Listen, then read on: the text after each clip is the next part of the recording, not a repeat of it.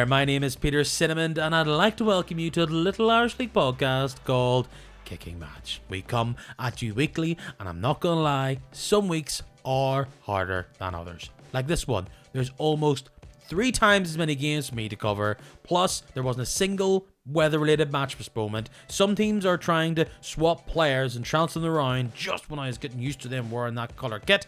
And rumours. Oh, those pesky rumours. Don't sweat though, as I'm going to cover it all. I've got some big championship chat on the way.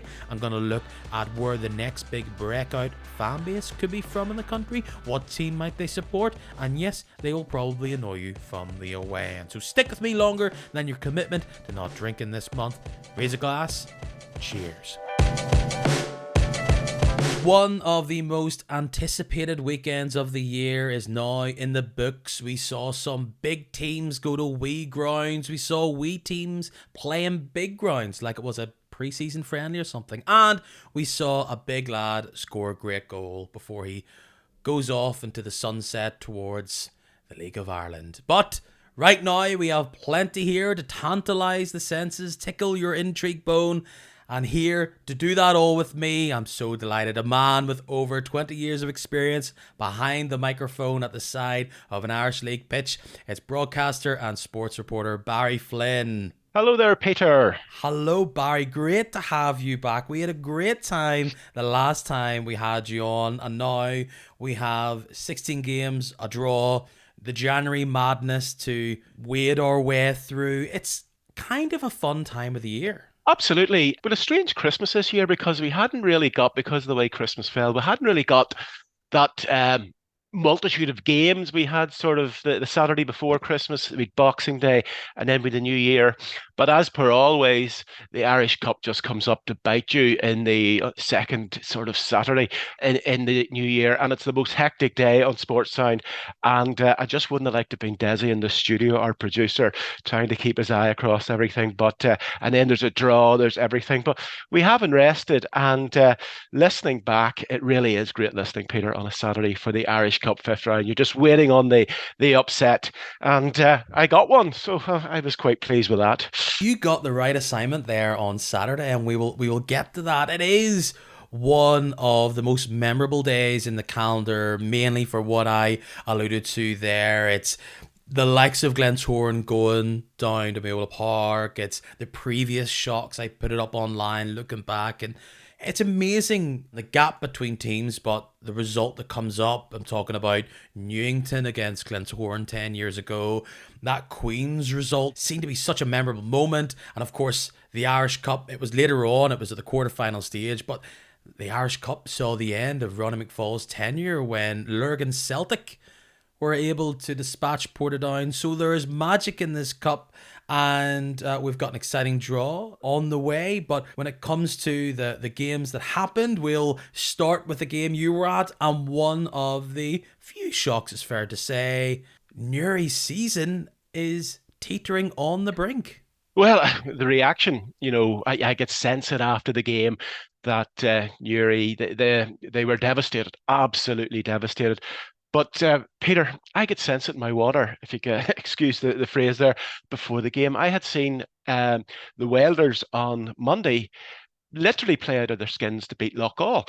So they seem to be a team rejuvenated under Paul Key. He's been waiting since September to put his stamp on that side. And he went about it sort of in the first couple of days in late December. And he did that. They beat Dundela on the Boxing Day fixture, which was the day after Boxing Day. And then they beat Loughgall. I mean, that's the two of the top 3 in that league. So they went down to Newry with absolutely nothing to lose. I interviewed Paul beforehand. He was absolutely keeping his cards to his chest. I saw the price in the bookmakers. It was 5-1, and I thought they obviously wanted the Loughgall game on Saturday. Newry hadn't played since Boxing Day, and the Welders had 2 excellent games under their belt. And when they went in, they went a goal down. They didn't panic. They had a game plan. And then they got the goal from the corner. And it's like one of those ones where everybody looks at each other in the stand and goes, did that go straight in? I think it did. It did. And it's only when you look up and you see that the guy who took the corner is running up the halfway line, sort of with his hands in the air. Johnny Fraser, fair play to him. Absolutely took his chance, saw his opportunity. And then in the second half, you could see that the momentum was building for the Welders. And then on 86, it was big Kyle Owens with the header. And I'll tell you, Matthew Ferguson, he lobbed the keeper about 5 minutes before that. They could have been 2-1 up at that stage, but they stuck to a game plan. And when the whistle went, the supporters that were there and the committee men for the Welders, my God, that meant so much. It's been a hard season. But hey, Paul Key, he pulled it off on Saturday. Because from an outsider's point of view, they see this Newry side sitting in the Premiership. They've had a tour time recently, but you check where the Welders are. They had to change manager early on in the season, and they are sitting in 10th in that league. So it's not like this is a up and at it team from where the league standings read. But you look at the form book, they're 4 wins out of 5. They go to Newry, who haven't played a game, as you said, in a long time. You could probably say it was on the cards, but seeing some of the highlights back, it looked as though Newry had a fair grip on this game for a decent whack of it. Yeah, you'd expect that from a Premiership side. It would go in with that sort of sense of belief we're a league above this team, so we've nothing to fear. But the problem is they'd nothing to fear either. Newry didn't capitalise once they got the goal through McGovern. But I'll tell you something about Newry, Peter, and it was two people within the Newry staff said to me, and why they asked me, I'll never know. You don't know when this Portadown appeal is going to be heard. That there is beginning to worry Newry because if they don't get those points and they lose those points, well, they're beginning to look behind them very seriously at the bottom of the table. They could get dragged into that relegation dogfight. So you wonder whether there is that sort of loss of confidence among the team. And the way that the Welders did dominate, it was a rude awakening for Newry on Saturday. And it's great when you get a side coming up with nothing to lose. But the fact is, when they went the goal down, their heads didn't drop. You could see Key on the sideline. He had a plan. He was telling them, stick to the plan. They got that goal. And in the second half, they just grew and grew and grew.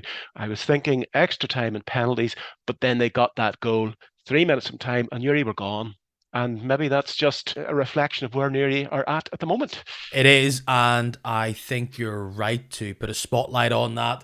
You do look at the table, and that swings. All of a sudden, Newry are in the mix of the Dungannon, and you just don't know what revolution could still be ahead for Portadown, because Newry are absolutely on a torrid run, and I'm going to keep you on your toes today, Barry. I'm sure you're well fit for it, because we're going to dance between the cup and other bits and pieces, because Newry have dipped in, they have strengthened, and we've seen a lot of transfer comings and goings with the top side Larne, and a part of those goings are two young teenagers, highly rated players. They make their way down to the Newry showgrounds in areas that they could probably do with reinforcements in. We see Dylan Sloan and Matthew Lusty. Dylan Sloan, a midfielder, Matthew Lusty, a pacey striker, come into that. They are a team that needs a bit more quality, probably could do that fresh injection, but the Irish Cup was never going to be. As much as they had this brilliant run last season, it'll be disappointing to go out to a championship side. They're not the only team that's had a biff on the nose, that has an upset like that. But congratulations to the Welders. They're through. When you look at headlines from this weekend, one that's definitely top of the list, a team that also came into this round of fixtures with a torrid run. 5 losses in all competitions, 1 win in 9. They needed this to come round. It would have been the shock of all shocks, but they stand tall. They get the result down against Myola Park. Glentoran are through. They're happy with it. But what a mad time it has been for that club in East Belfast. Yes, indeed, Peter. And I note it was mentioned on the radio on Saturday that two people came with the Mick Out banner, and I saw the picture, and they had their faces covered, so they're very brave individuals. It's just, it has been a disaster for the East Belfast club. I know they've signed Niall McGinn. Where that's going to bring them, whether that's going to even bridge a gap that they have sort of, or a chasm that they have fallen through. And if I was a Glentoran supporter, I would be angry, because I think when we spoke around about October, they were flying. They'd just beaten Linfield 3-0.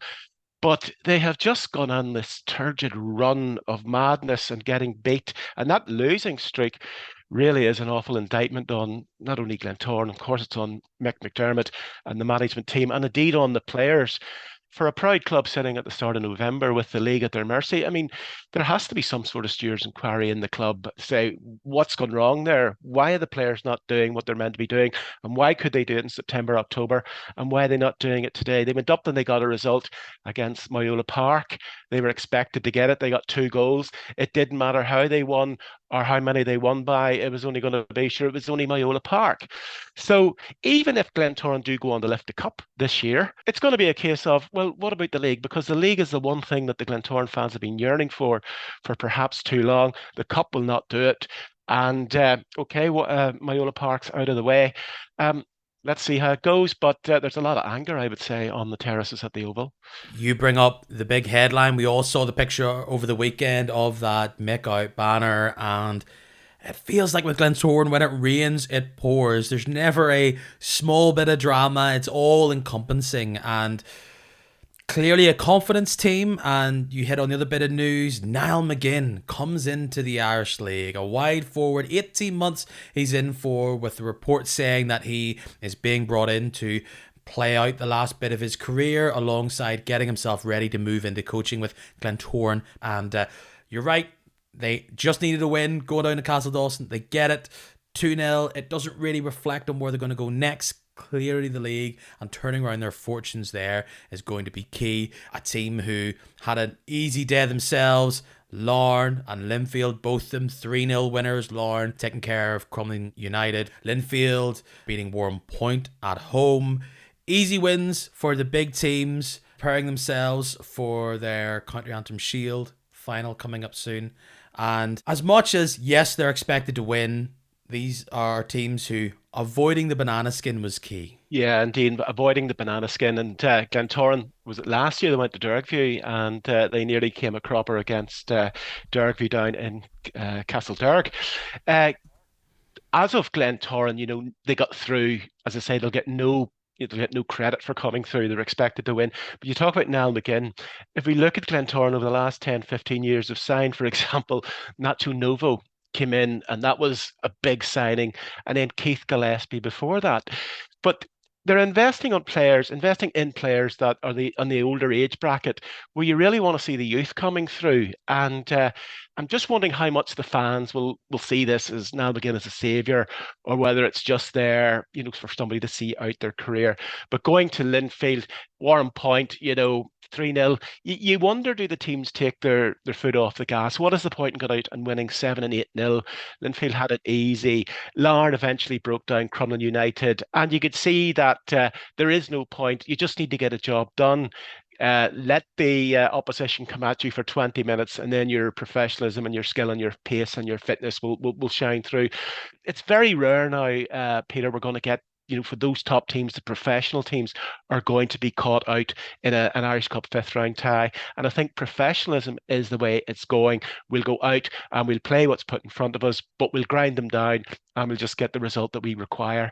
We'll not hammer them out of sight. So the teams got their day out in the fifth round of the Cup, and the big teams march on.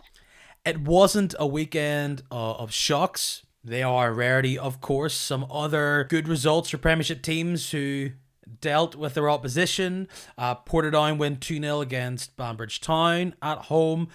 Interesting news coming out there in regards to what their striker situation is going to be. Crusaders 6-0 against Dergview. Dean Ebe putting himself in the shop window. He is on the transfer list. Maybe that hat-trick could entice someone to take him on. It just hasn't worked out for him this year in North Belfast. And then the only all-Premiership tie. There's no replays anymore, sadly, for traditionalists. It went to extra time. It was 1-1. Carrick Rangers against Ballymena United. Before we get into the result of the penalty shootout, what a goal from Connor Keeley. What a way to say tally-ho. Thank you very much, Ballymena. He's away to draw to United after this game. We knew he was on the transfer list for work-related reasons. He's moving on there. Ballymena have accepted that. That's being reported by the Belfast Telegraph. That move is being confirmed. But for that big defender, what an incredible finish. Ah, superb on the day on a heavy pitch to actually do that. And it's very interesting. I heard David Jeffrey talk about, they got out of their way, Ballymena, to try and keep him because they do know he's an excellent talent. And what a way to sign off for your club to do that, because as he rode off into the sunset, I'm sure a lot of the Ballymena fans were going, oh, goodness me, there goes another one, hey? But yeah, absolutely superb. That was a real, how would you describe it? Blood and Thunder Cup tie, close pitch, big crowd at it, and then going to penalty kicks. Two teams only about 15 miles away from each other. Yeah, I would have loved to have been at that game, but a goal by Connor that could have graced any game. Yeah. It really was fantastic. Go and check it out. There's a great reaction pointed out by the Waffle Podcast online just about TV McDade's reaction is in disbelief as the ball comes into the box, just seeing Keeley fling his foot at it and just ping it into the goal. Brilliant goal. Of course, it did go down to penalties. And Ballymena, an odd thing to see Ballymena win out with Carrick not scoring a single penalty, 2 pence missed, and Sean O'Neill saving the other ones. It's a frustrating way when you get down to that spot kick thing, but Ballymena go through. They're happy enough. Another team that goes through, and it looked as though this is where we're going to see another shock down in County Fermanagh. Ballymena United, only recently being finalists, 1-0 up with only a few minutes to go. Glenavon turn it on in stoppage time. Yeah. They'll feel as though they've got something going after that turnaround. I know I listened to Harry McConkey on the radio, and Harry's a great ambassador for Irish League football. And he says that he always goes, no matter what round of the cup it's in, it's a big day out for them. And he wears the rose or he wears the flower on the suit because it could be their last big day out. And the Mallards have been starved of that for a number of seasons, the bigger sides coming down. And the village was out in force. Eric was commentating, Eric was in the stands packed. And then when they went ahead, we're thinking, oh yes, this could be it. The big time for the Mallards. They've got Glenavon down there on a sort of heavy pitch. They've shown that little bit extra bit of ambition, and Harry's got them a goal up, and it just sort of injury time or time added on. Glenavon just do what Glenavon do. They get the 2 points, they steal the win, and they're away back up the road, and they're through to the next round. But you have to feel sorry for the people who live and breathe football in County Fermanagh and in Ballymena. They thought they had that team on the rack, and they did have them on the rack, but unfortunately they don't blow the whistle after 85 minutes, and that's the way it is. Glenavon are just that team. They are a team made for the big occasion. Peter Campbell scoring the first goal, and then Matthew Fitzpatrick. I often wonder, I guess it's just instinct, but to do like an overhead kick at that time of the game, he scores the goal, but to have the fortitude and the belief in yourself just to do that in that big moment is incredible. But Glenavon run away, they go into the next round. Other results we have there: Ballyclare win 1-0 against Dollingstown, Bangor 4-0 over Mid-Ulster side Tandragee Rovers. Coleraine looked as though they potentially were going to have a bad day against Loughgall, but they sealed the deal 3-1. Coleraine are on a great run of form, and Loughgall, because you've been there watching a lot of teams in the championship, they're top, but they're not in the best of form now. They get a goal against a team who isn't conceding goals against anybody. Coleraine went out 3-1.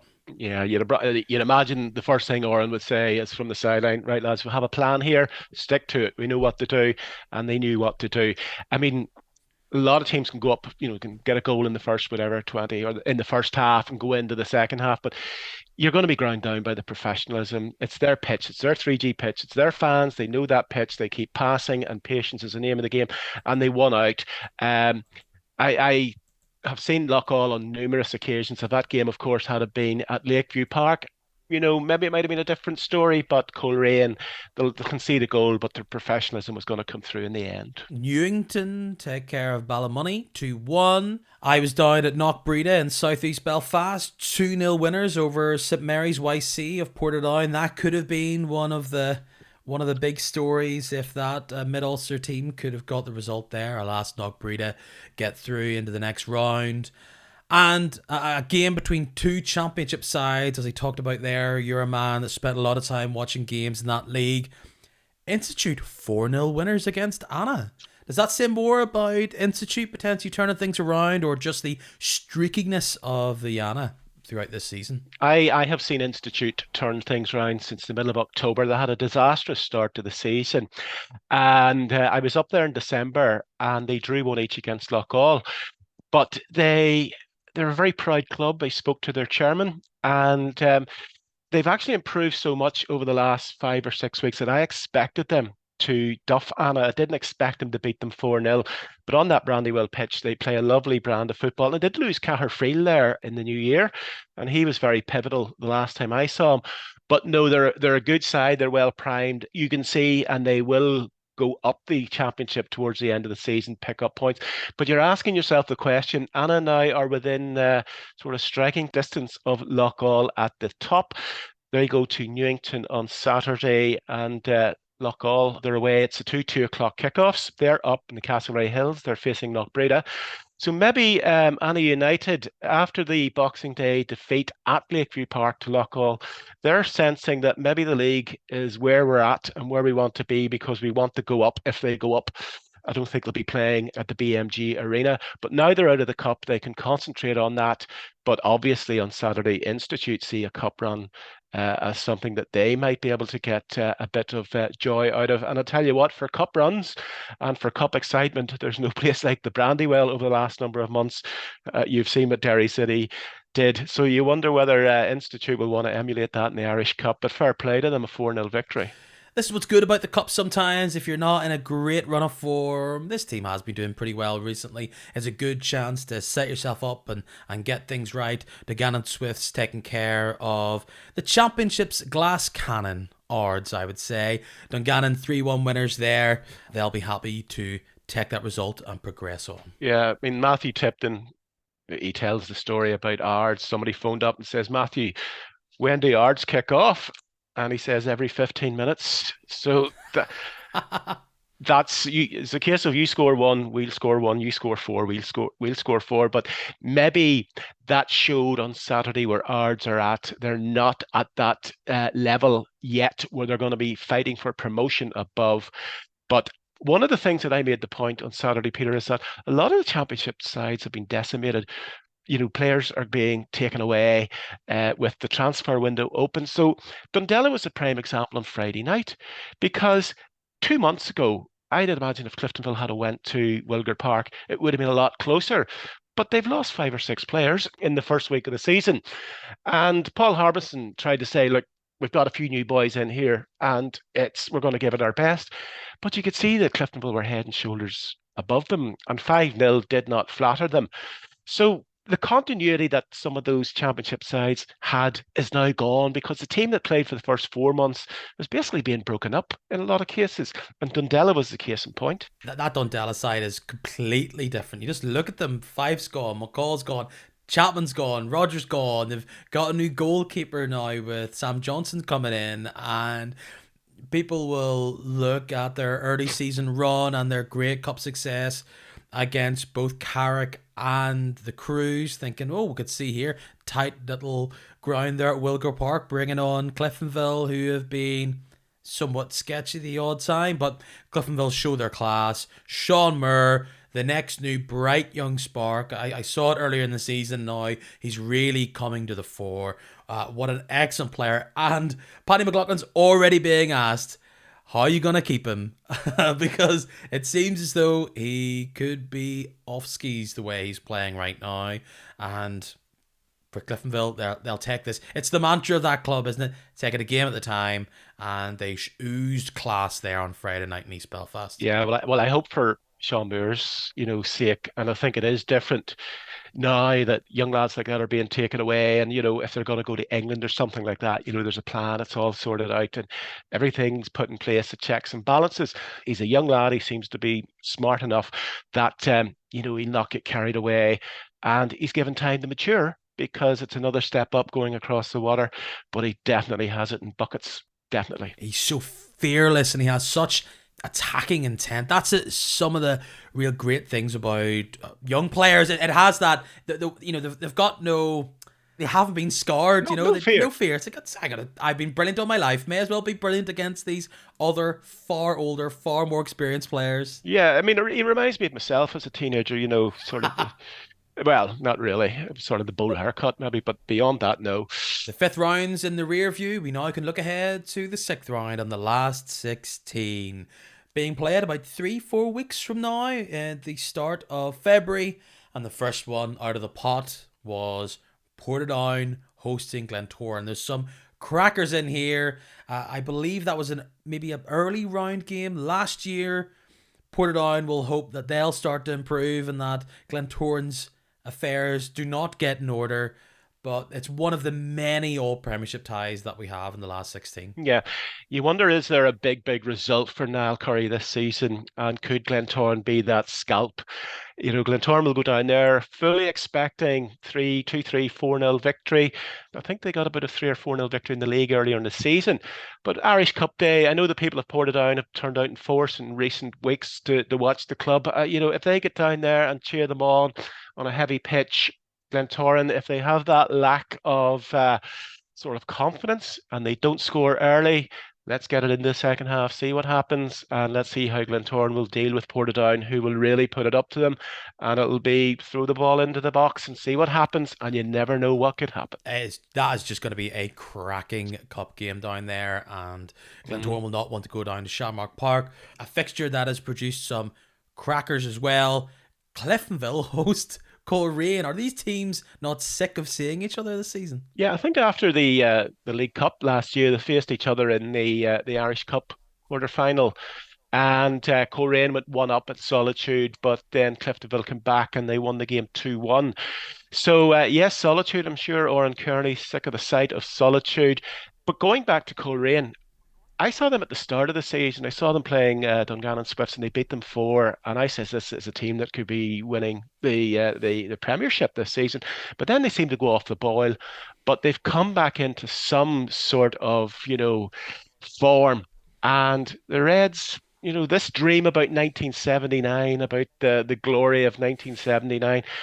Nobody, the Reds fans will not get over that until it's actually won again. And there's been so many sort of false dawns. And Coleraine have got that pedigree. They beat Cliftonville in the Irish Cup 2018. So look, that will be a cracking game. And you feel that the Reds, the league or the cup, something's got to give. But that will be, as I say, you'll not be able to turn a sweet in your mouth in Solitude that Saturday afternoon. So funny what you're referring to is there the Cliftonville haven't won the cup in so many years. They even talk it up as a curse. I often don't even consider it. Sounds weird. I almost just discount Cliftonville sometimes, but how far they go on, I'm like, yeah, but something's gonna go wrong there. But hey, this could be the year. They're looking so sharp. Another one of the big games. Tiernan Lynch said he's happy to take on Linfield in the cup. Larne versus Linfield, another massive game in the 6th round. Just so many crackers. They are also probably sick of looking at each other, Larne and Linfield. Some of the other big highlights there: Ballymena host Newington, Institute host Ballyclare Comrades, so there'll definitely be a championship team in the final 8. Glenavon is the prize for the Welders getting through against Newry. Knockbreda host Dungannon Swifts. That's a game that was played a few years ago in the Cup. And Bangor host Crusaders. You're wondering about David Jeffrey. He got he was so disappointed last May when how they lost the final in that manner. He's wondering, and I'm just wondering, can Ballymena just come up on the rails there quietly, dispose of Newington? They're into the quarter final, and then they're going to take it from there. But I felt sorry for David last year, so I just want to, on a personal basis, I'd love to see him get his hands on the Irish Cup again. A lot of plaudits for Bangor. They are currently the lowest ranked team. I kind of thought the way it played out, it just means that there hasn't been any lower ranked teams have been able to sneak their way up through it, but we'll have one of Institute or Ballyclare. That'll be a good day for Bangor against Crusaders. So a really interesting selection of fixtures. And you say it with Ballymena, they will relish taking on Newington at home, but of the next round, that's the banana skin of the round there. Yeah. And basically, I'd like to be going to the Bangor Crusaders game because I always loved going to Bangor because every time they scored, they played over the town. I do like to be beside the seaside. So I miss that. And I just want to hear that again. I'm very torn on music being played after goals. Yeah. It's a strange thing of some teams do it, some teams don't. Do Linfield play like different songs for like different players, or they? I guess they get so many goals they just have to mix it up every once in a while. But I remember once at Coleraine and Coleraine scoring a goal that was like taken away, and they started playing the song, and then abruptly just had to stop it. Yeah, Oh no, it doesn't count. and then it's disallowed goal. And then in places like, for example, Bangor, you've about 150 spectators, and the goal goes in, and then the music's played, and then it stops abruptly, and there's just silence. So, you know, so you're wondering the big. It's not like the Champions League music or something, you know. Yes. It's maybe it's just one of those novelty things that they used to do down in Bangor. I do like to be beside the seaside. This year, your big assignment has been focusing on the championship, a division which, from my eyes, is the strongest it has been in years. That top end of the Premiership, all those full time players, I feel as though in the league we've seen a trickle down effect down into the championship. It's a really tight 12-team league. And from yourself, you've seen pretty much every single team in this league. You've seen it all season, really. Right now, sitting top of it is Loughgall and Anna United. 2 points split them. There's a lot of football to go, but when some people say it's going to be one of them two going up, it's hard to disagree with that. Has to be, Peter, because they're the sides that have set the pace. And it's been a ding dong heavyweight battle between the two. There's only about sort of 5, 6 miles between them. In that sort of, I always refer to that part of County Armagh, the Orchard County. There's a footballing sort of madness going on there at present because when Portadown are not doing well, these other two teams come into the equation and they both have ambition. And I spoke to Kieran McGurgan at Anna. You know, they were so disappointed last season not to be going up, and to this season they want to make it absolutely right. And I'm going to Newington against them on Saturday, which is probably the last of the championship grounds that I've yet to go to. It'll be strange being at Solitude, not seeing Cliftonville, but Anna seem to have that belief. Loughgall, they're the team to catch. They have been superb all season, but you can see the way sometimes that that little bit of unbelief or disbelief or whatever has come into the side. They got the great win on Boxing Day over Ada, and I thought they were looking like champions. But then they lose to the Welders, and it is a league where I saw Loughgall lose to, so I saw Dergview beat Anna United down there for their first win of the season in late October. So there are banana skins everywhere. And this is going to be so interesting right up to the death, Peter. And it's going to be one of those two teams. Dundela are going to fall off, in my view. Ards aren't quite there. And it's going to be the two gladiators of County Armagh, in my view, with respect, of course, to Portadown and Lurgan. Yeah, those teams would, particularly Loughgall, would have been seen 10, 15 years ago as the same way Dundela would be for Glentoran and its almost surrounding areas.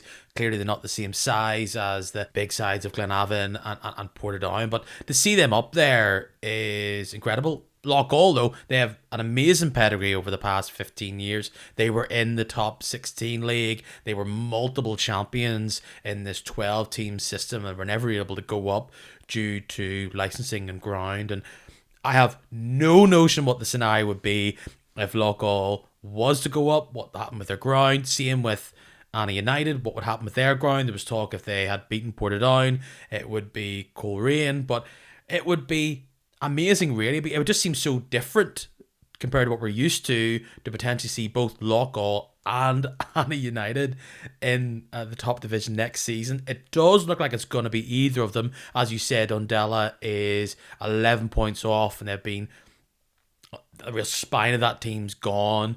Ards have these great goal scorers, but their defensive record is not something to look up to, and Warren Point are probably the biggest disappointment of the year. They come in with a majority of their Premiership team. They don't let go a lot of their real key players. They get off to a poor start, but haven't been able to keep a consistent run that would see them right at the tippy top of the league. Yeah, I mean, Warren Point were for years and years and years. They were survivors in the Premiership, and then they've dropped down to the Championship. And the old cliche goes that it's so difficult to get out of the Championship because you've sides around you capable of beating you no matter how good you are. And I think they've left it a bit late to go onto a charge. It's going to be disappointing for Barry Gray, but the two teams at the top have set such a pace, and it's too late now for Warren Point, in my view, to actually put any sort of a challenge in. We don't know, but their form is inconsistent, as you say, and Anna or Loughall, take your It pick. also shows you how difficult it will be for whichever team doesn't survive in the top division, because whoever it is, they're either Hmm. going to be joined in the championship by another current Premiership team, or they'll be going in the next season with either a Loughgall or Anna there looking to go for it again. Could ours improve? Will Warren Point finally be restocked? We're seeing teams that haven't had a great start. Could Ballymallard return to challenging up there? Could Institute all of a sudden see a great run? The Welders had such a great season in the championship last year and tailed off, just missed out at the end. Their season seems to be flipping, where they had a really poor start to the season and now they're seem to get out of the bottom of it, but they could return really strong. And of course, Ballyclare's always in and about. You don't know if Dundela could reload, so that is going to be, whoever it is, a really tough assignment next year for whoever goes down. I was at the Welders on New Year's Day, the day after, and for the Loughgall game, and I was so impressed, Peter, with the facilities there. Absolutely looking about a junior international stadium, no expense spared from Belfast City Council. And the Welders, there must have been about 700 people at the game, and there was a great atmosphere there. But there's space there to put in additional stands and whatever. I could imagine the day that Glentoran, and I was sort of saying to Paul Key, well, let's hope you get the Glens at home in the next round, because that would have been some, occasion on the Hollywood Road for Glentoran to go down to the Welders, who they would look at as their sort of as their junior partners. I made the comment whenever they scored the other day about D Street. I mean, D Street is Glentoran territory, but the Welders Club is sitting prime in the middle of D Street, and they make a fortune apparently with away supporters that go for a drink in the Welders Club. But yeah, they're living in the shadow. It's a bit like Newington. They're living in the shadow of Cliftonville, although Newington is a distinct area of North Belfast.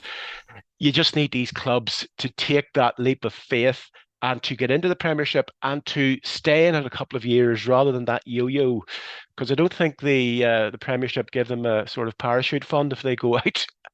There's no 30 million pounds paid out. So it's all about ambition.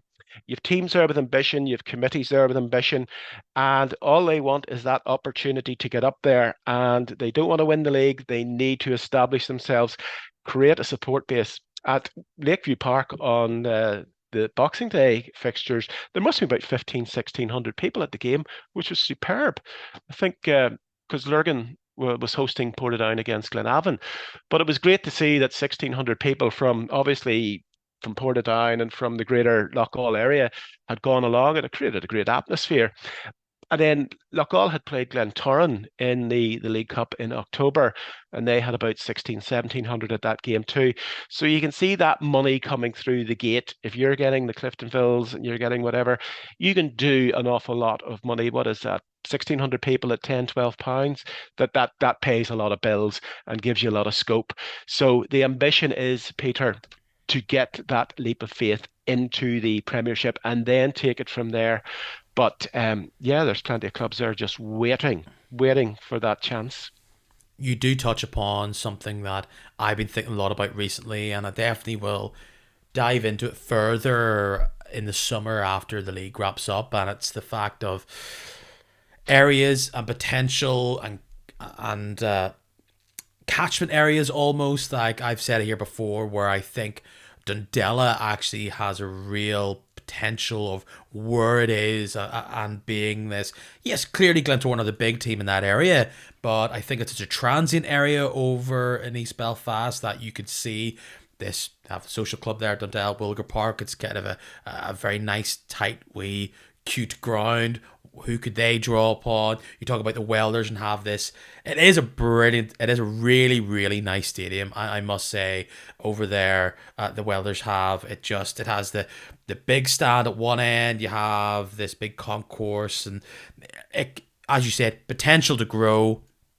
And next season, clearly in the championship, we will probably have Ballymacash, who are essentially Lisburn. You'll have maybe Bangor as well joining them, or one of them in the championship. So there's potential to grow. Ards have a stadium, probably 5 years down the line, but that's there. So it's exciting to see some, and there's other teams there for them to grow. You've seen how Newry have come back into the Premiership this season, and compared to when they were in it, well, over 15 years ago or so, the fan base they've grown since then Yeah, is absolutely. amazing. Peter, you talk about Dundela. That's its own particular neighbourhood in East Belfast, Belmont Road, etc., to the Upper Newton Ards Road. That's its own distinct. It would be like Cliftonville and Crusaders, if and there are people who are Dundela supporters first and foremost, the wee Duns, and they have a great history. Um, you mentioned there about Ballymacash, and one of the things that we are missing in local soccer, in my view, is the city of Lisburn. Now, they tried to rebrand Distillery as Lisburn Distillery, and it never happened. And I've seen those facilities up in the Ballymacash, and if they were to get into, the championship, Lisburn is untapped when it comes to support fan base. They say Lisburn is a Linfield supporting city because of the train, easy access. But Ballymacash on the outskirts there of Lisburn, they've been going, doing great things over the years. But given that, if they change themselves to Lisburn Ballymacash or Ballymacash Lisburn, just to give that brand to the city, Distillery, it's in Lambeg, it's not in Lisburn, it never caught on. But there's excitement there, and a city the size of Lisburn is just waiting for Championship and maybe Premiership football. Couldn't agree more. Bangor is similar. They've had their days split, of course, with odds up round there. We've seen Ballinamallard. We obviously had Oma Town many moons ago in the league. So we will see, I think, as the league grows, we will suddenly see potential around a pocket. I also think there's complete fantasy. There's potentially a South Belfast team that could emerge if it was in the right place, that Ormer Road area, and expanded. You never know what could grow from there. But with all that stuff around the championship, we'll stick with this season because there has been movement. We talked last week about all the movement out of Dundela. Now we have a big move from Scotland. You touched upon it earlier. Niall McGinn officially signed, 18 months. He is a Glentoran player. It's been slightly protracted. It's not like it's come out of the blue. We've seen it coming for a while. He was spotted there on Boxing Day. A strange reaction. Not that it's super negative or that it's muted in some circles, but it comes with some sense online, I feel, with trepidation. Now McGinn's 35. He's had a brilliant career across Scotland. He dipped into England for a while as well. Really well respected international for Northern Ireland. He clearly comes in here at the tail of his career. There's talk of his coaching ambition. I think if you looked at it from a point of view that this is not some sort of marquee change the league signing, maybe people would look at it differently. But it's going to be fascinating how he sits in this league, because he wasn't getting game time for Dundee in the Scottish Championship, a league which is often compared to the top end of the Irish League. So how he will fare is interesting. But I feel as though he is, and this is the bigger conversation here, tarnish seems a bit harsh, but I think because we've seen, particularly over the last 10 years, a lot of players come, particularly to the bigger teams here in the country, players who are coming here at the end of their career, and with the success rate of that, the hit rate of that not being massively high, perhaps that's where the trepidation's coming from. From yourself, when we're talking about players coming here in the twilight of their playing days, does any stand out? And if I was to say to you who's really top of that list of players who came here late stage of their career and really boomed, who would it be? Well, Glentoran seemed to, to dip into this marquee player every so often, and I mean, it stands out. Keith Gillespie, and he came to Glentoran. He was at the tail end of his league. He'd gone to Manchester United. He was going to be the greatest thing in the world since George Best. He went to Newcastle. Keith had his own problems. By the time he came back to Glentoran, he was well past, his best. And he wasn't going to change it about. You're going to take more than one player to change it about. Nacho Novo came to Glentoran as well. I'll never forget the night that Anna United beat Glentoran in the League Cup. It was 2016, 3-2. They beat them down at the BMG Arena. And the Glentoran fans all swarmed en masse to the changing rooms. They wanted Alan Kernahan and they wanted this. So they sent Nacho Novo out to actually placate the Glentoran fans. And so there's Nacho trying to sort of wade his way through some industrial language from people from East Belfast. And I just felt sorry for him. I went, you didn't really sign up to this, did you? But that was the night Kernahan was sacked anyway. But one player is not going to solve the issue. It's not going to solve Glentoran. It's not going to solve any player. Back in the 70s and 80s, people at the tail end of their career came back from England and they played, for an Irish league club, maybe gave them a bit of a boost. But it's more than one player, Peter. You know that, and a player who's 35 years of age is not going to change what has happened at Glentoran. And the fact remains that it's the people who put Glentoran top of that league have to answer the question about why there has been a fall off, and it's a distraction in my view. It's an interesting quirk of the league over the recent years. I didn't think I would have saw it 10 years ago. I talked previously about how looking at the documentation proposed a part of the All Ireland League was this idea that you would see these players return. And I think with the professionalisation of some of the top teams, you're potentially seeing it more. Keith Gillespie feels like a big tentpole moment. You're right, it wasn't really a star-making run he had here. Nacho Novo seems somewhat bizarre in that era of Glentoran. It feels like he encapsulates this very strange time in the history of Glentoran. Yeah. Well, we've seen others. Paddy McCourt return to the league. Did he ever really play? I guess he was a Derry player. He played for Glenavon. Dean Shields was here very, very briefly. Of course, Warren Feeney played here. I'm hmm Yeah. Players like Gareth McCauley never decided to do it. Same for Heatley, he never did it.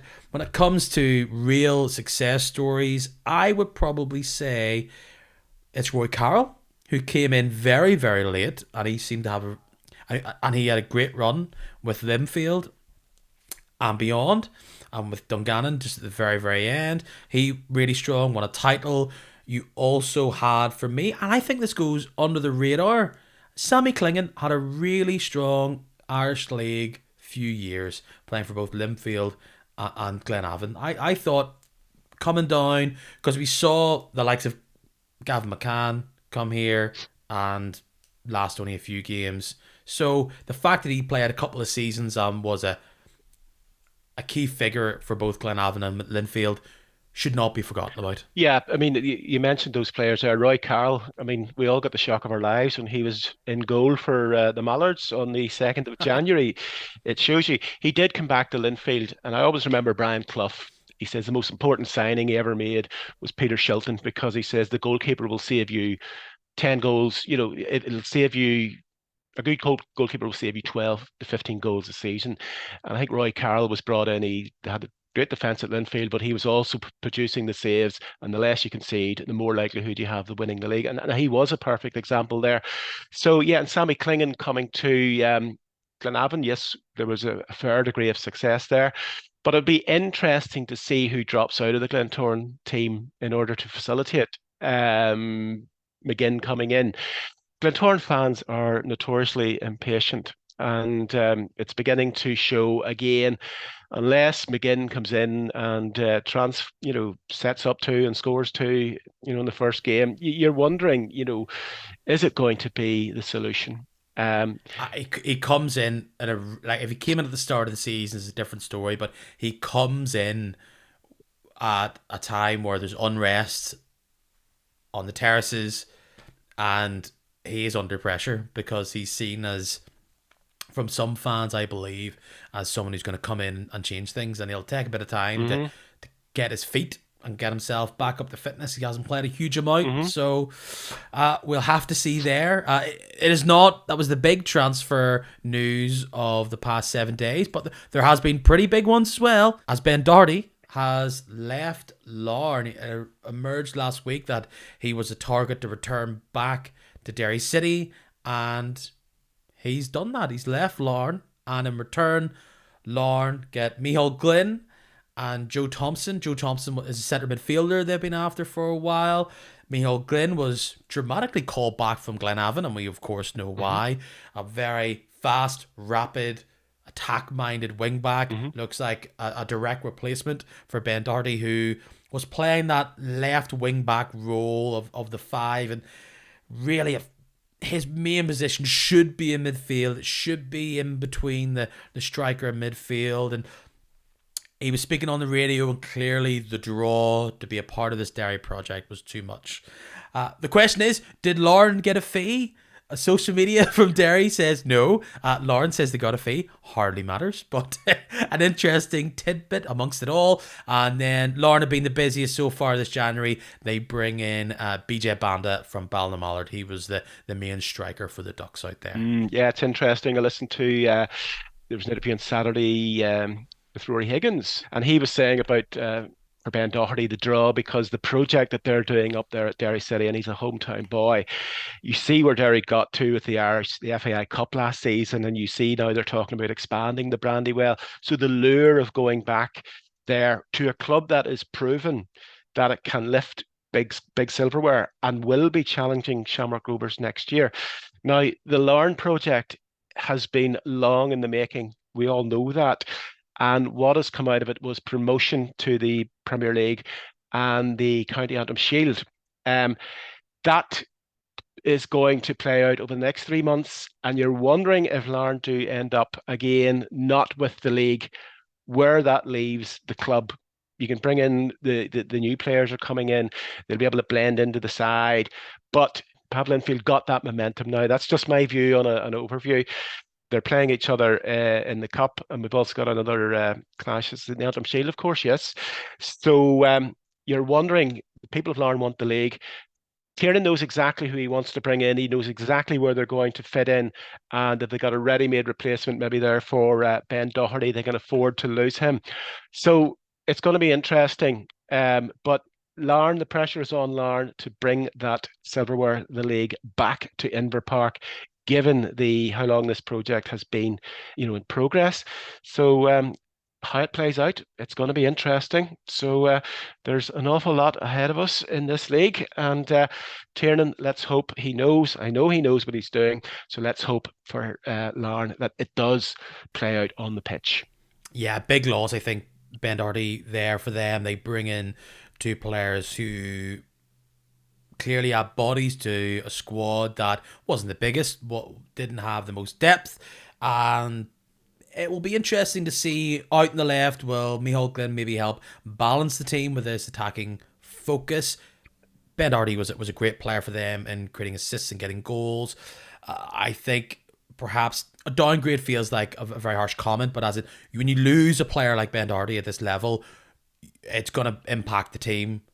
That's clearly the swap, and perhaps more of a breadth rather than having that high end quality maybe could help them sustain the rest of this title charge. And before we look ahead to the fixtures, we should highlight the nice bit of news. Let's get the cake out, as Niffle wants to promote and say that they have officially celebrated their 200,000th supporter this season, saying that they are 15% up compared to the same time last season.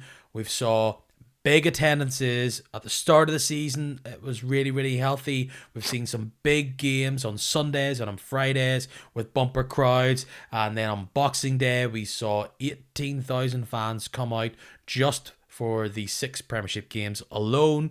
it's easy for people in our position to say, oh, the league's moving forward. Oh, it's doing so well. We talked last week. Jared Lawler was saying how 5 years we could be all professional. That's his dreams, his ambition, and that it's a massive change this league has seen in 8 to 10 years. Here's the numbers. That's the proof. This league, at least for now, is on an upturn, and it's a great thing to see. Basically, Peter, Glentoran against Linfield on Boxing Day, that the festive fixture. They said if they had brought that to Windsor Park, they could have got 15, 16,000. I mean, I think the so. Oval is restricted. Uh, the other thing is, Cliftonville against Crusaders down there, the capacity of is it 3,600 or whatever, on an occasion like that, you are going to get the festive fans coming out. And I believe that it was a sellout between Portadown and Glenavon. Not sure what the figure was there. But you see that money, when it comes into the clubs, that's paying a lot of bills. And you look at, say, if Linfield and Glentoran had got 16,000, multiply that by even at £10, it's 160,000, all coming into the league, all being reinvested into the clubs.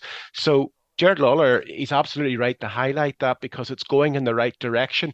I just wish, and was it Solitude, or I saw Solitude on the TV the other day, and it really does need the overhaul, that the money's promised there.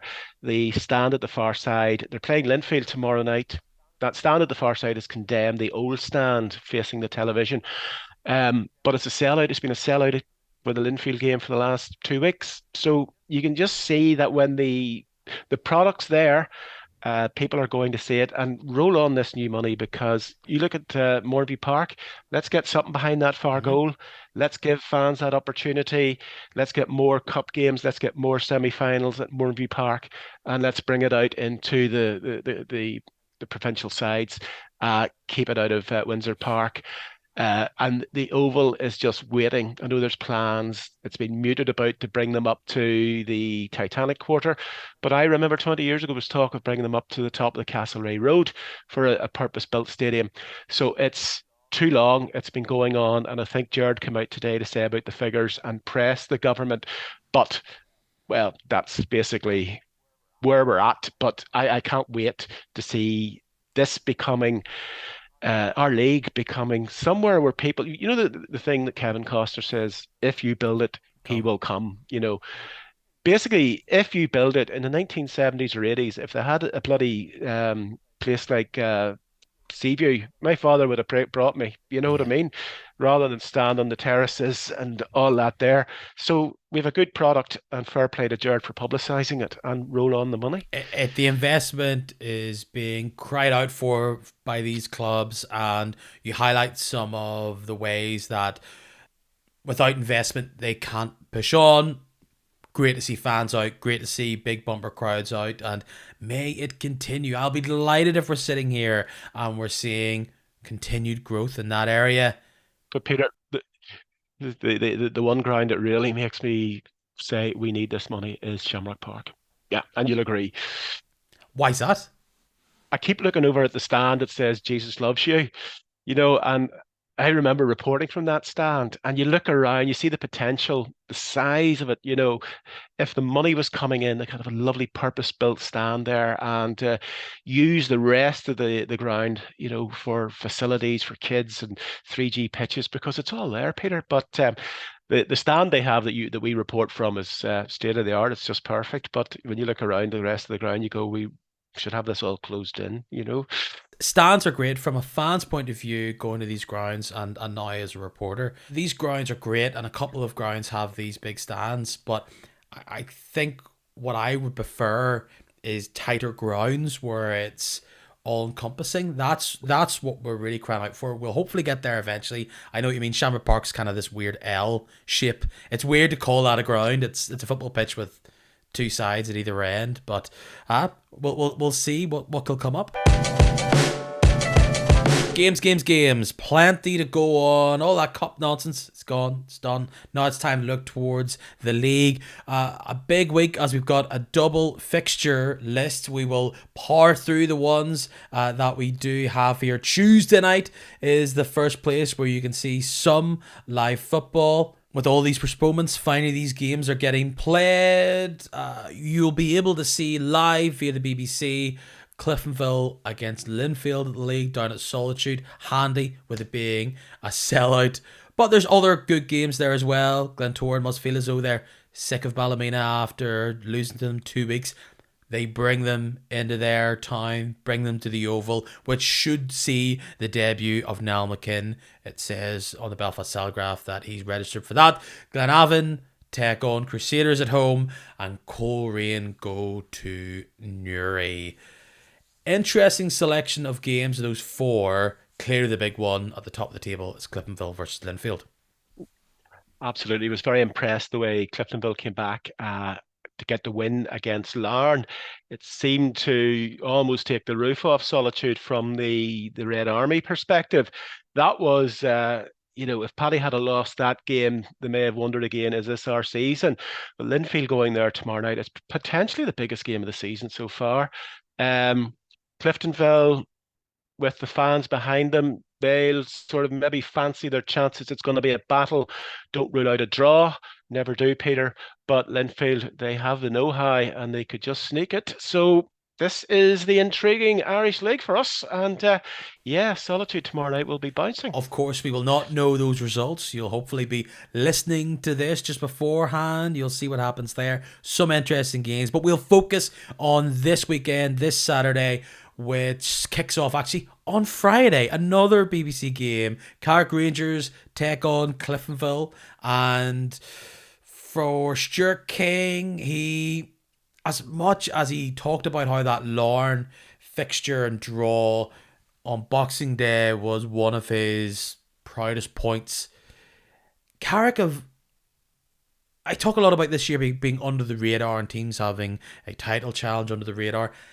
Carrick's recent form has actually been quite disappointing. I feel that's been going under the radar. You look at their league position and go, well, they're not really anywhere near the relegation area just yet, but they have really been finding it tough. The last league game they played down there at Taylor's Avenue was against another North Belfast side in Crusaders. Cliftonville is not an easier challenge at all. Depending on how the result goes, if Cliftonville were to win and then they're going to Carrick on Friday night, that'll become a must-win for the Reds. So look, Carrick are going to be very much so up against it. Cliftonville, I've seen Cliftonville over the years there. They always seem to do good at Taylor's Avenue. And you mentioned about the Carrick sort of, they're a team that will give you a couple of bright sparkles throughout the season, but the general, trajectory is down. And the glorious days of September when they beat Linfield at Taylor's Avenue, that's the bright spark that they had for the season. They're not going to get relegated. But, they'll dust themselves down. They'll go again. They're out of the cup. They could have been in the cup. But I meant to say that I think the team that loses, or, that lose a goal and get equalised against it in a cup tie, going into the penalties are at a disadvantage because like Ballymena were on the up. But look, Taylor's Avenue, I wouldn't expect a shock. Cliftonville, and they'll be too focused on what they need to do. 5 games on Saturday feels like a rarity in recent weeks, but we have a game which could be key down there at the bottom of the league.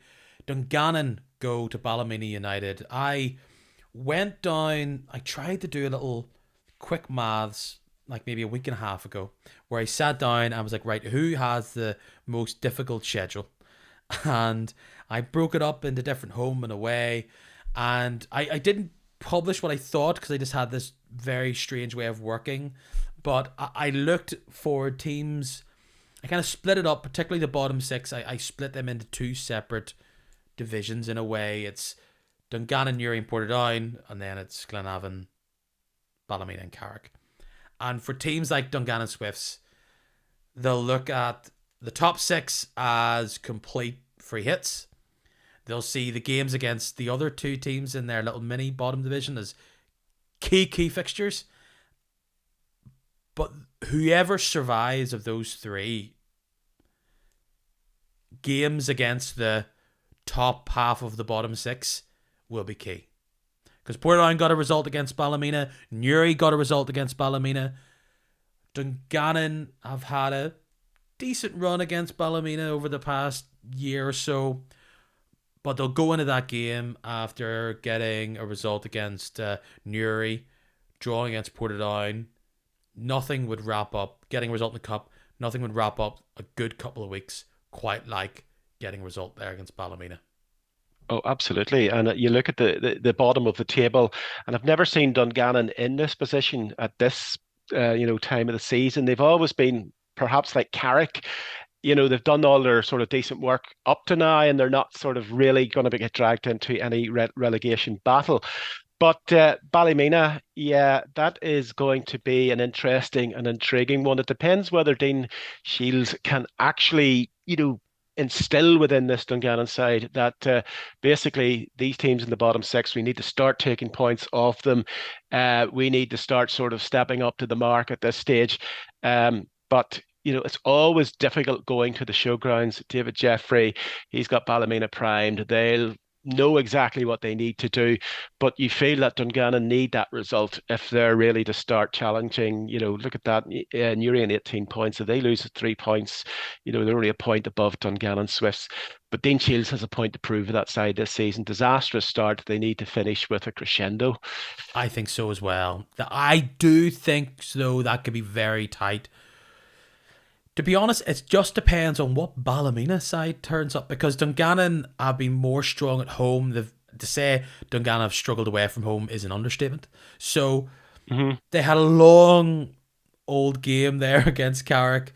They are down now. Connor Keeley talking to papers that Josh Kelly is getting knowing glances from Crusaders. So that Ballymena side have still plenty to play for, so I do not think I could call how that's going to go.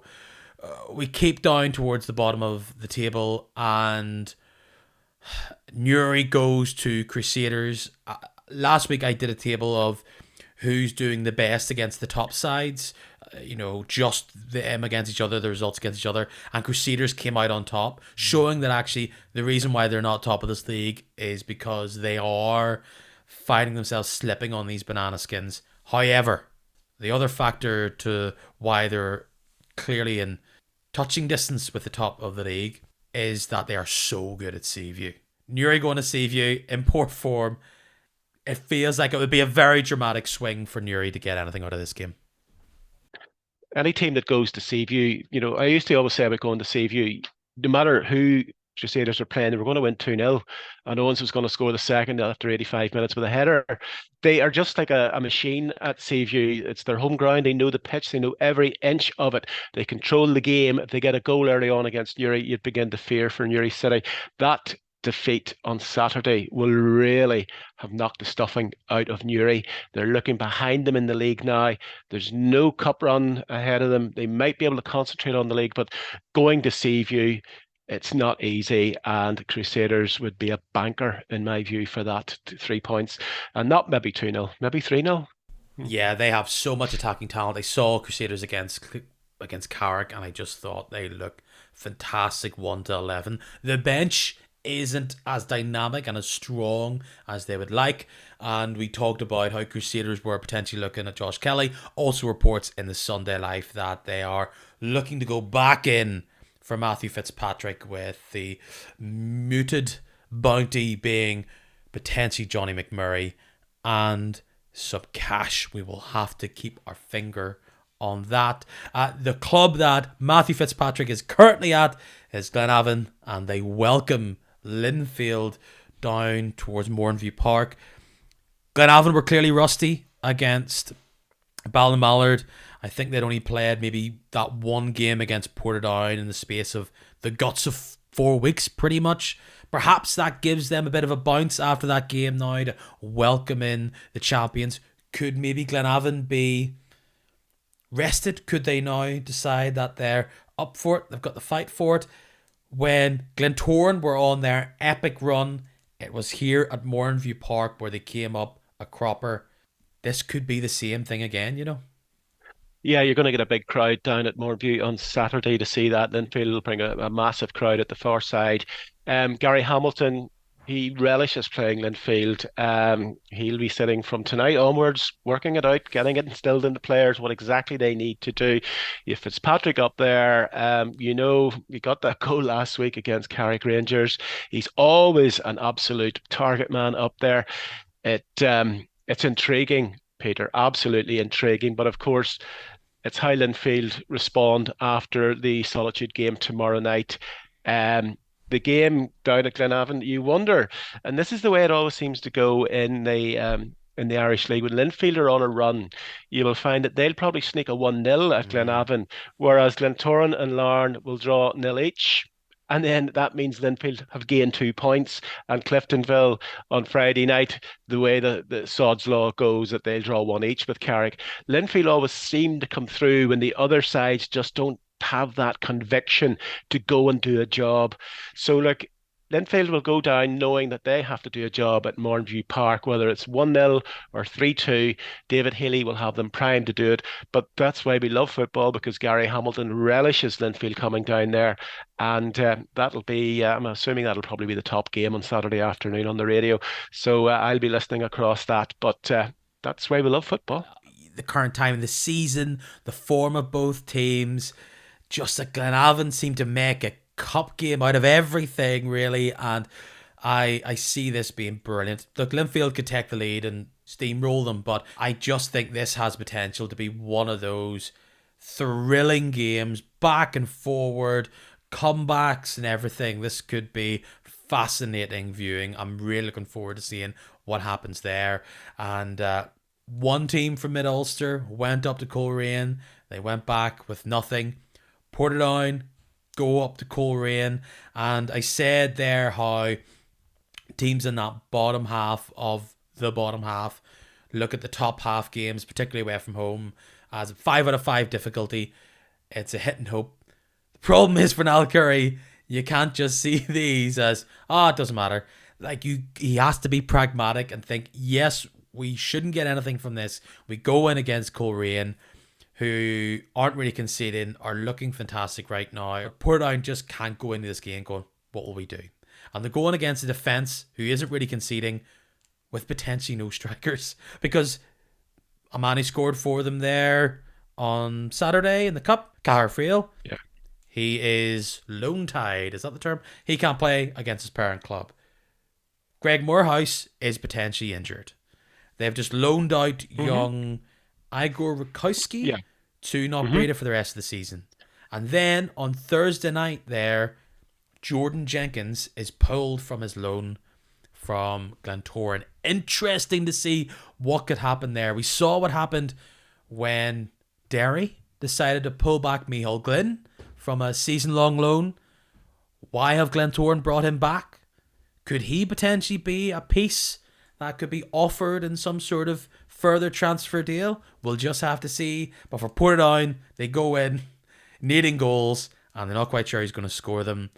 You'll have to say Coleraine, if you're a Coleraine fan, and I had a Coleraine fan, Damien Mullen, on last week, this is a no win game because they just have to win this, don't they? I mean, it's damage limitation, Peter. That's what it boils down to. I mean, 53 goals conceded so far this season by Portadown. And then you look at the defence for Coleraine, 17 goals conceded. You know, the statistics don't lie. And with the striking issues, it's going to be a long 90 minutes for Niall on Saturday, particularly if Coleraine get one early. Big time. And I believe last time they played up there, they got early. It was one of Niall's first games. So tough one, Mm. and all eyes on Portadown because Niall Curry says he's looking to get 2 strikers in. I don't know where he's going to get them from, but potentially that's what he's on the lookout for. And finally, wrap it up. What a game. It was an absolute stinker to start off the season, but we're at a different place now. Larne go to the Oval. Could Glentoran be buoyant after a win against Ballymena, or could this drama-filled current part of the season continue? Fascinating game Yes, there. look, I mean, Saturday's game against Moyola Park, forget about that. That's history. God, Glentoran have Glentoran have a big thing to prove in front of their fans on Saturday at the Oval. That game, the first game of the season, we were all built up for it. I sort of said to my better half, I'm never going to go to an Irish League game again if that's what we're going to watch. But yeah, look how the league has changed. This is Glentoran now on a Saturday afternoon, 3 o'clock, depending on the result tomorrow evening. There's a lot of pressure on. If Larne go there and do a smash and grab job, well, Mick's going to be getting it from the stand, and it may underline the fact that Niall McGlynn, in most likelihood, is not going to be the piece of the jigsaw that turns this around. I don't think they're expecting that. But even a good performance by Glentoran, is I'd say there's an awful lot of bitterness and unhappiness amongst the crowd, the way that this has all fallen apart, this project. So there's a lot of pressure on. You've got Paul Miller, you've Rodney there, and you've got Mick. They're going to have to sit down and sort of say, how do we do this for the rest of the season? But Larne, they've got the signings, they've got Tiernan behind them, they've got the pressure to deliver. If they deliver at the Oval on Saturday, it could be very ugly on the way off the pitch for the players. And that Oval can be either a great booster or it can be a fishbowl. Glentoran had a poor run there last season. It seemed to be Oval was not a home place for home comforts. But look at it from Larne's point of view. It's not like they're firing on all cylinders either. Their form has somewhat petered out. But as much as Glentoran are not out of this league challenge just yet, Larne could do some serious damage. If Larne are able to push them away and gain 3 points, it's not exactly a 6-pointer, but it has the same somewhat credentials where if they can just create further gap between them and Glentoran, they can somewhat push them out of the way and not forget about them, but they can create real daylight if Larne are able to get a result away there. Yeah, well, Larne need to start having other results going their way. For example, if they could get a win at the Oval on Saturday, if Glenavon Linfield finishes one apiece, and if Cliftonville draw on Friday night, this is where Lady Luck has to start coming into it, because you're not going to win the league alone by just playing the best football on the pitch. Lady Luck comes into it. You need other sides to start cancelling each other out. But for Larne, given the situation Glentoran are in, if Larne were to sneak a 1-0 victory, that will put them 13 points ahead of Glentoran. That's a body blow to Glentoran when it comes to any league ambition, if they haven't had enough as of yet. Teams could draw against each other. That gives Larne that ability to start stretching it out. So Lady Luck, Peter, is what Tiernan needs, as well as the ability to do it on the pitch. So look around for the other teams. I mean, the top six is more or less agreed at this stage. Pretty much. So you're looking at these games here in the top six as it is. We're actually playing in the top six. Now that's what it is. So Larne just need that little bit of luck, but it takes other teams to give them that little sort of present of a draw or a little loss as well. And we just do not know how we'll be sitting, because after this round of fixtures, we'll be sitting there having played 23 games pretty much for all those teams, and we have Tuesday's games and Saturday games. But we could have, by the time I'm chatting on this podcast next week, any of these teams, Larne, Cliftonville, Linfield, the Crusaders, any one of them could be sitting top of the pile. You've been here through a lot of incredible title races, but this one is setting itself up to be an all-timer. 4 teams up there making deals, swapping players, going for it. All able to beat each other, all proving that they can fluff their lines at the worst occasion.